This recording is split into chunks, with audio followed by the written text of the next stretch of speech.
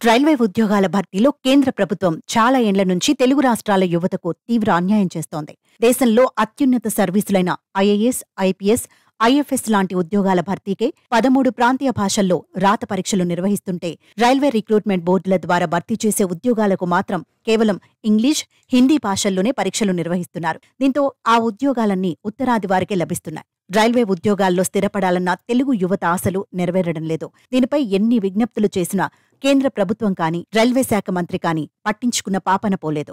దేశవ్యాప్తంగా అన్ని రైల్వే జోన్ల పరిధిలోని ఆర్ఆర్బీల ఆధ్వర్యంలో 5,696 అసిస్టెంట్ లోకో పైలట్ ఉద్యోగాల భర్తీకి ఇటీవలే భారీ నోటిఫికేషన్ విడుదల చేశారు.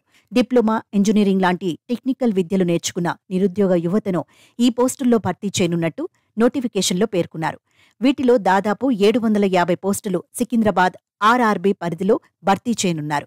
మెరిట్తో పాటు కంప్యూటర్ ఆధారిత టెస్టులు, ఇంటర్వ్యూల ద్వారా ఈ పోస్టులను భర్తీ చేయనున్నప్పటికీ అసలైన రాత పరీక్షలను మాత్రం హిందీ, ఇంగ్లీష్లోనే నిర్వహిస్తున్నారు.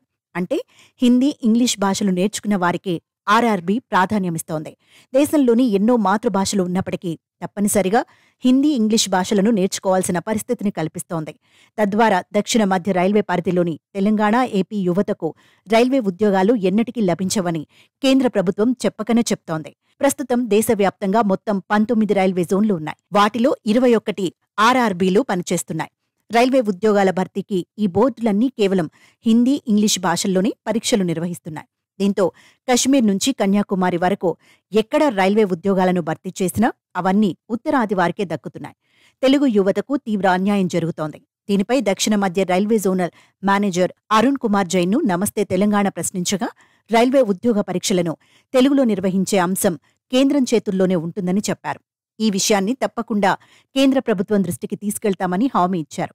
దీంతో ప్రస్తుతం అసిస్టెంట్ లోకో పైలట్ ఉద్యోగాల భర్తీకి సంబంధించిన రాత పరీక్షలను తెలుగులో రాసేందుకు అనుమతించాలన్న డిమాండ్లు గట్టిగా వినిపిస్తున్నాయి.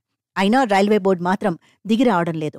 దీనిపై తెలుగు ఎంపీలు, ఎమ్మెల్యేలు, రాజకీయ నాయకులు వెంటనే స్పందించి కేంద్రంపై ఒత్తిడి తీసుకురావాల్సిన అవసరం ఎంతైనా ఉన్నదన్న అభిప్రాయాలు వ్యక్తమవుతున్నాయి.